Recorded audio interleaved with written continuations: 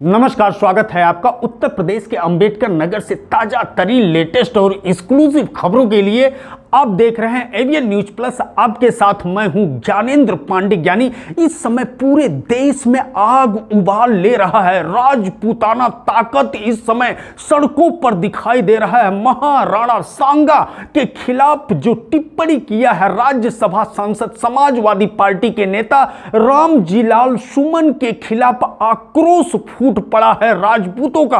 अब यह दायरा बढ़ता जा रहा है। राजपूत क्षत्रियों से आगे बढ़ चुका है। हिंदू लोग सड़क पर उतरते हुए दिखाई दे रहे हैं और महाराणा प्रताप के जो दादाजी थे महाराणा सांगा के बारे में अभद्र टिप्पणी करने पर जिस तरह से आरोप लगाया गया रामजीलाल सुमन के द्वारा, उनके खिलाफ अब सब लोग आक्रोश व्यक्त कर रहे हैं। चौंकाने वाली बात यह है कि सपा सुप्रीमो जहां अपने सांसद के बचाव में बयान देते हुए दिख रहे हैं, वहीं समाजवादी पार्टी के इस दिल के टुकड़े हजार हुए, कोई इधर गिरा कोई उधर गिरा, जितने हिंदू नेता हैं सब लोग इस समय धीरे धीरे सांसद रामजीलाल सुमन के बयान को गलत बयान दर्ज करा रहे हैं और वह पार्टी के नीतियों रीतियों की चर्चा करते हुए दिखाई दे रहे हैं कि कहीं ना कहीं पार्टी के छवि को धूमिल करने का काम रामजीलाल सुमन का बयान काम किया है। सपा सुप्रीमो के छवि को धूमिल करने का काम किया है। हम आपको बता दें, उत्तर प्रदेश के गौरीगंज के विधायक राकेश प्रताप सिंह जो समाजवादी पार्टी के नेता हैं, उन्होंने सबसे पहले बयान दिया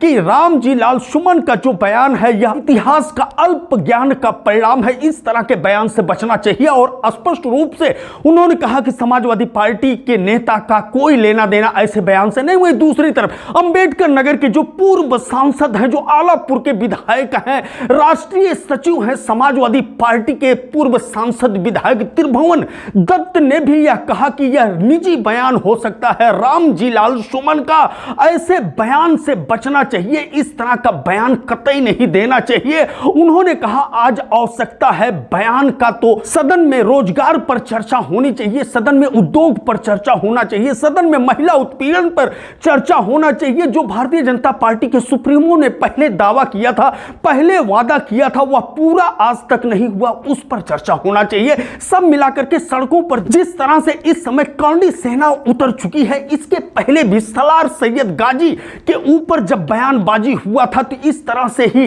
लोग सड़कों पर उतरे थे। औरंगजेब और बाबर के पुजारी जब बयान जारी किए थे तो उनके भी खिलाफ लोग सड़कों पर उतरे थे, लेकिन महाराणा सांगा के खिलाफ जब टिप्पणी हुआ उसके बाद महाराणा प्रताप के जीवनी से लेकर के राणा सांगा के जीवनी की चर्चा लोग आज करते हुए नजर आ रहे हैं। अगर हम बात करते हैं बाबरनामा की, तो बाबर ने कहा है कि काफिर थे राणा सांगा और उन्होंने इस तरह का टिप्पणी किया। वहीं दूसरी तरफ राणा सांगा का बाबर से रिश्ता जोड़ना, कहीं न कहीं सांसद रामजीलाल सुमन इस समय बैकफुट पर नजर आ रहे हैं। हम आपको लेकर के चलते हैं अंबेडकर नगर कलेक्ट्रेट कार्यालय की तरफ, जहां पर पूर्व सांसद समाजवादी पार्टी के कोटे से आलापुर के विधायक त्रिभुवन दत्त इस समय मौजूद हैं। उनसे जानने की कोशिश करते हैं कि कितना लेना देना समाजवादी पार्टी को है सांसद रामजीलाल सुमन के बयान से। नेताजी, राज्यसभा के सांसद रामजीलाल सुमन जी ने एक बयान दिया है सांगा जी के ऊपर, सूरवीर के ऊपर,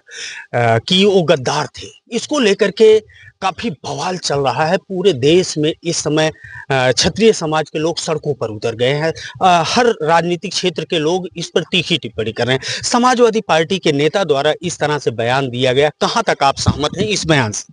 देखिए, जहां तक रामजीलाल सुमन जी के सांसद जी के बयान का सवाल है, ये उनका निजी बयान हो सकता है, लेकिन आज देश और प्रदेश में जिन मुद्दों पर चर्चा होनी चाहिए उस पर चर्चा ना हो करके समाज को भटकाने का काम किया जा रहा है। हम लोग हाउस में थे, उत्तर प्रदेश की विधानसभा चल रही थी, हिंदू मुस्लिम, बाबर हुमायूं, इसके अलावा अन्य किसी पर चर्चा होने का काम नहीं हो रहा। मेरा तो मानना है किसी को भी ऐसी टिप्पणी से बचना चाहिए। मेरा मानना है कि टिप्पणी इस बात पर होनी चाहिए कि जब 2014 में माननीय प्रधानमंत्री जी चुनाव लड़ने आए थे तो उन्होंने देशवासियों से एक लंबा वादा किया था कि भाइयों बहनों, मुझे देश का प्रधानमंत्री बना दो, मेरी सरकार बन जाएगी, विदेशों में अरबों खरबों रुपया जमा है, मैं मंगा लूँगा काला धन और आपके खाते में 15 लाख रुपया भेज दूंगा। 11 साल हो गया, 15 लाख नहीं, 15 पैसा भी आने का काम नहीं हुआ। प्रधानमंत्री जी ने कहा कि जवानी जिधर चलती उधर जमाना चलता है। मेरे नौजवानों, आप मुझे इस देश का प्रधानमंत्री बनाओ। इस देश की सरकारों ने आपको बेरोजगार बना दिया है। मेरी सरकार बन जाएगी तो मैं प्रति वर्ष जो है 2 करोड़ लोगों को रोजगार देने का काम करूंगा। 11 साल हो गया, 22 करोड़ लोगों को रोजगार मिलना चाहिए। आज बेटी बचाओ बेटी पढ़ाओ का नारा देने का काम किया गया, बड़े पैमाने पर डंका पीटने का काम किया जाता है, लेकिन बेटियों की स्थिति आज बद से बदतर है। जिस देश में बेटियों को कभी लक्ष्मी, कभी दुर्गा, कभी सरस्वती के रूप में पूजने का काम किया गया, आज उसी देश में बेटियों की हालत बद से बदतर है। मैं चाहता हूं कि जितने देश के जनप्रतिनिधि हैं, प्रदेश के जनप्रतिनिधि, इस पर चर्चा होनी चाहिए। लेकिन नेताजी, बीच में हम रोकना चाहेंगे आपको। आपके ही राज्यसभा सांसद ने इस पर चर्चा ना करके इस तरह से मामला उठाया है कि आज करणी सेना सड़क पर उतर गई है और ये कहा जा रहा है कि दलित नेता होने के नाते रामजी लाल सुमन के ऊपर इतना हमला हो रहा है, उनके घर पर हमला हो रहा है और उन्होंने ये बात कहा, इसलिए लोग आक्रोशित। नहीं, देखिए, ये तो सत्य है कि अगर ये दलित ना होते तो इस तरह की बात नहीं होती। तमाम लोग कहते रहते हैं, तमाम लोग टिप्पणियां करते रहते हैं, लेकिन मैं आपसे पूछना चाहता हूं कि जहां तक इतिहास का सवाल है, इतिहास के पन्ने में जब जब किसको हुकूमत करने का अवसर मिला, अपने अपने हिसाब से इतिहास लिखने का काम किया। आप पूर्व में जाएंगे तो इस देश में दलितों की स्थिति, जो समाज सुई से लेकर हवाई जहाज तक बनाता है, खेत से लेकर कर कल कारखाने तक खून पसीना बहा करके पूरे मुल्क के लोगों को रोटी खिलाने का काम करता है, ऐसे समाज के लोगों को इसी देश में जानवरों से भी बदतर स्थिति जीने का अधिकार दिया गया।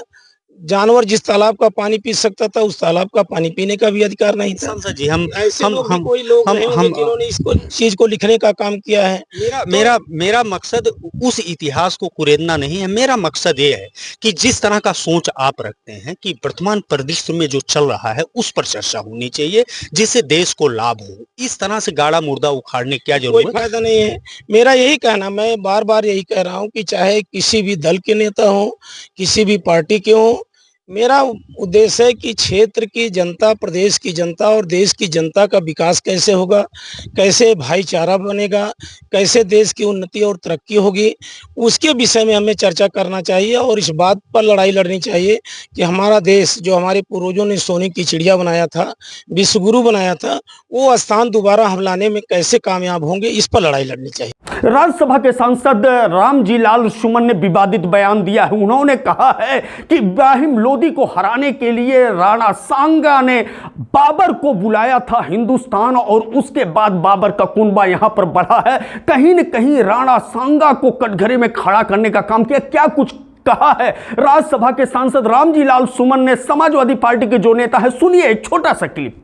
हर बात में एक तो ये बीजेपी के लोगों का तकिया कलाम हो गया है सभापति महोदय कि मुसलमान, इनमें बाबर का डीएनए है।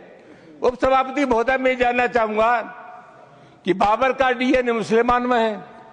हिंदुस्तान का मुसलमान तो बाबर को अपना आदर्श मानता नहीं है, वो तो मोहम्मद साहब को अपना आदर्श मानता है, सूफी संतों की परंपरा को अपना आदर्श मानता है। लेकिन सभापति महोदय, मैं जानना चाहूंगा कि बाबर को लाया कौन? बाबर को इब्राहिम लोदी को हराने के लिए राणा सांगा लाया था। तो मुसलमान तो बाबर की औलाद हैं और तुम गद्दार राणा सांगा की औलाद हो, ये हिंदुस्तान में तय हो जाना चाहिए। हम आपको बता दें कि इस बयान को लेकर के सबसे पहले भारतीय जनता पार्टी और उसके अनुसांगिक संगठन सबसे पहले सड़क पर उतरे, उसके बाद करणी सेना सड़क पर उतरने का काम किया। लेकिन अब इस समय जो तस्वीरें दिखाई दे रही हैं कि जितने हिंदू हैं, संगठन, हिंदू संगठन है, वह सड़क पर उतरते हुए कहीं न कहीं राणा सांगा का पक्ष लेते हुए और रामजी लाल सुमन को कटघरे में खड़ा करते हुए दिखाई दे रहे। जो आप ये तस्वीरें देख रहे हैं अंबेडकर नगर का है। अंबेडकर नगर जनपद मुख्यालय पर करणी सेना ने जोरदार प्रदर्शन किया है और उसमें कहीं न कहीं पुतला फूंकने का भी काम किया गया है रामजी लाल सुमन का। रामजी लाल सुमन अपने आप को दलित बताते हुए राजनीतिक रोटियां भी सेकने का कोशिश कर रहे हैं, लेकिन उनका यह मंत्र या जादू काम आते हुए नहीं दिखाई दे रहा है। अंबेडकर नगर का खुफिया विभाग इस समय पूरी तरह से पैनी नजर जमाए हुए है कि कहीं कोई इस तरह का आंदोलन ना हो, इस तरह का घटना ना हो जिससे आम लोगों को परेशानियों का सामना करना पड़े। वहीं दूसरी तरफ पुलिस प्रशासन पूरी तरह से मुस्तैद नजर आ रहा है इस मामले को लेकर के, इस विवाद को लेकर के। अंबेडकर नगर में एवीएन न्यूज प्लस भी पूरी तरह से पैनी नजर बनाए हुए है, आपको पल पल की खबर इसी तरह से पहुंचाता रहेगा। एवीएन न्यूज प्लस के लिए ज्ञानेंद्र पांडे ज्ञानी, अंबेडकर नगर से।